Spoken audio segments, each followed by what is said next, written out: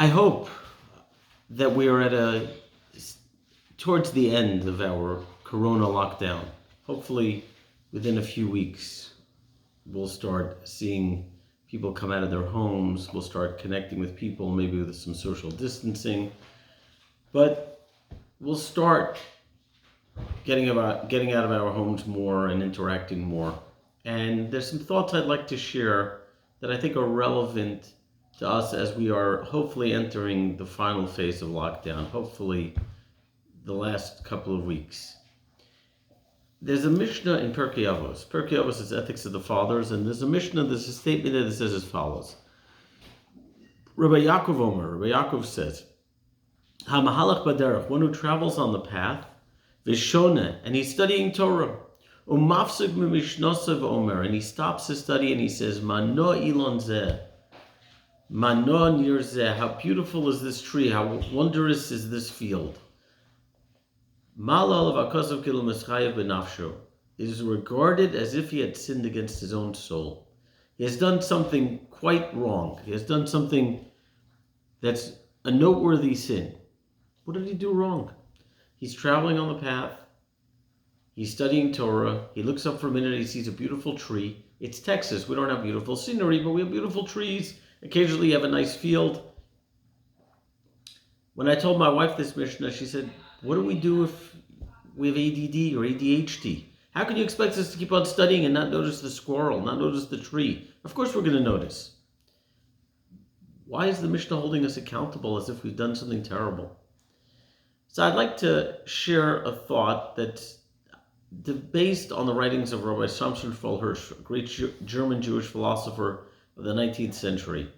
And I hope my explanation is true to his intent. The concept is as follows. The verse says in Job, in Eov, Ayer para adam yevoled. A person is born a wild animal, and our role, our goal, our directive in life is give birth to yourself, give birth to a human being. In other words, we're born, our cognitive capabilities are very limited. We're not able to think or do for others. All we know how to do as a baby is just cry so that we'll be taken care of. We'll be fed, we'll be cleaned, we'll be ensured that we're warm and comfortable. It's all about what's there for us. As we get a little older, our parents try teaching us. Think about others, say please, say thank you. Would you like that done to you? No, then don't do that to somebody else. All these directives of breaking out of yourself, becoming human, being able to relate to others. And then, just as we start learning that, the most awful thing happens to us. Most awful, challenging thing imaginable. We become a teenager, and suddenly it's all out the window. We forget it all. It's a whole new set of challenges in the world of thinking about others.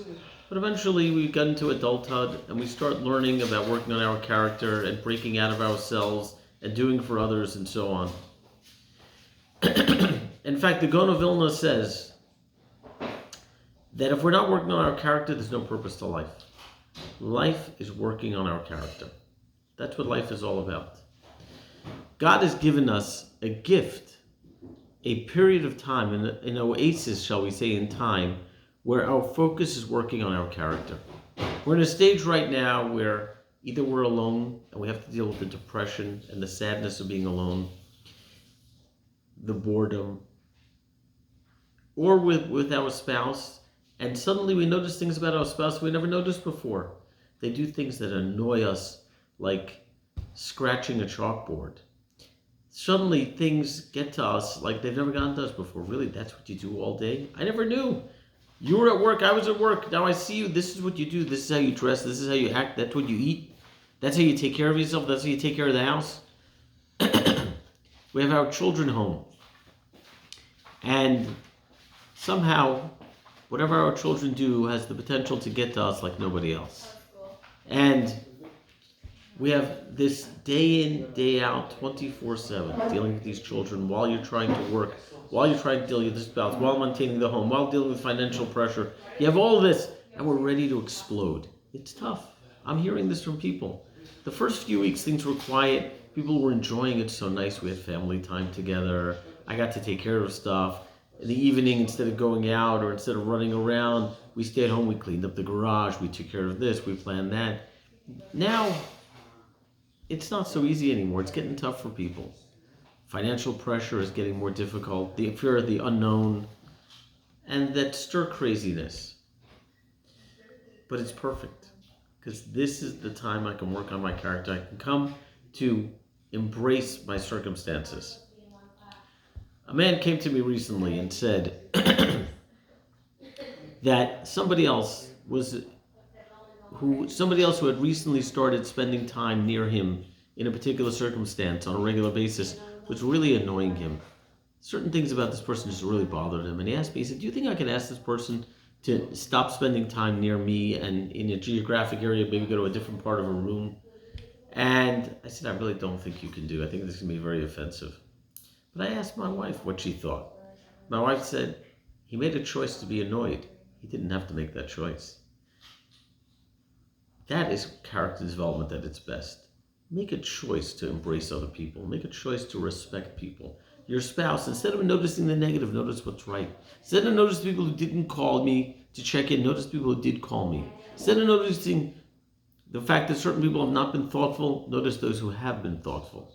Instead of noticing what bothers you about a child, set a challenge for yourself to flip that negative character into something positive.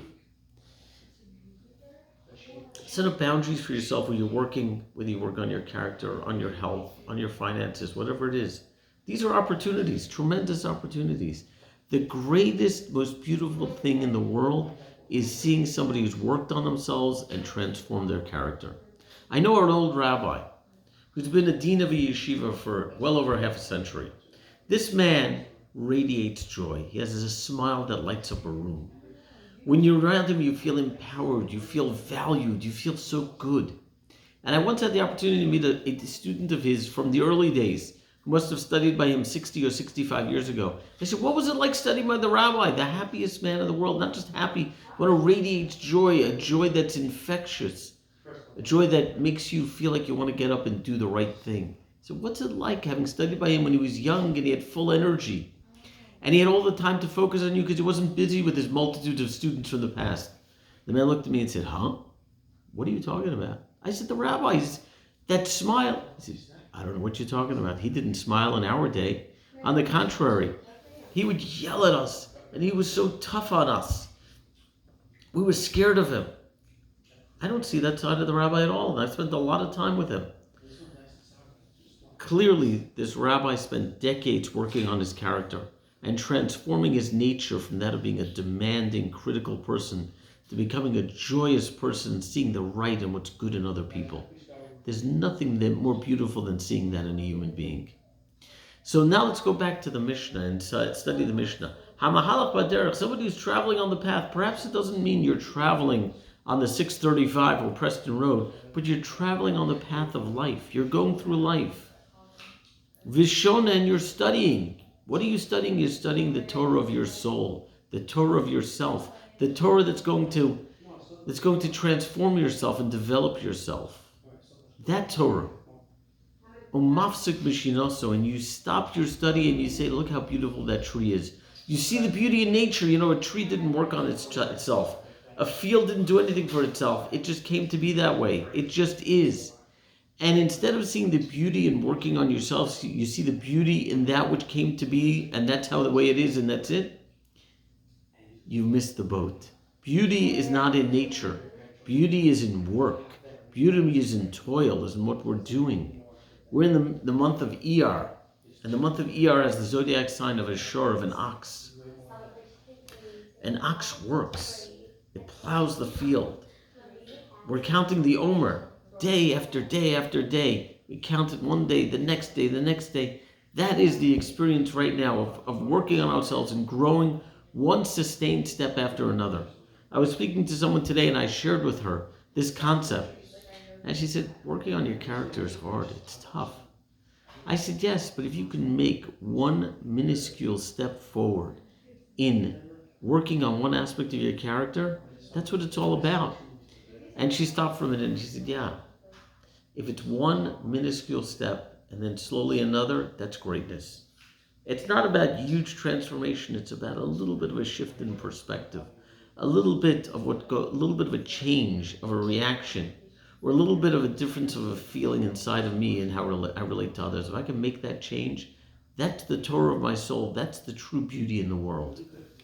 We say in Ne'ilah is the prayer we say at the end of Yom Kippur. We say, Psach lanu shar be'es ne'ilah shar. Open for us a gate at the time of the closing of the gates. This is the closing of the gates. With God's help, this period, this epic moment in world history is going to come to an end. And we're going to go out of our homes, and we're going to go back to work, and go back to, eventually to restaurants, and we're going to go back to services and so on.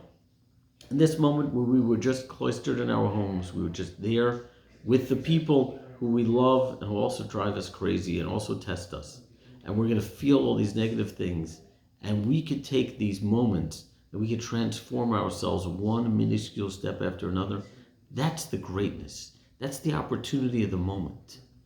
A student of mine sent me a text not long ago, and he said, how about a title for a sermon?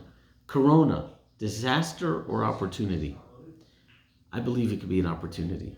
Let's seize these what hopefully are the final moments of our lockdown. Let's use them to bring beauty to the world, the beauty of our inner work, the beauty of our transformation. And let's use that dazzling, shining ray of internal growth to bring light to what has been a dark world.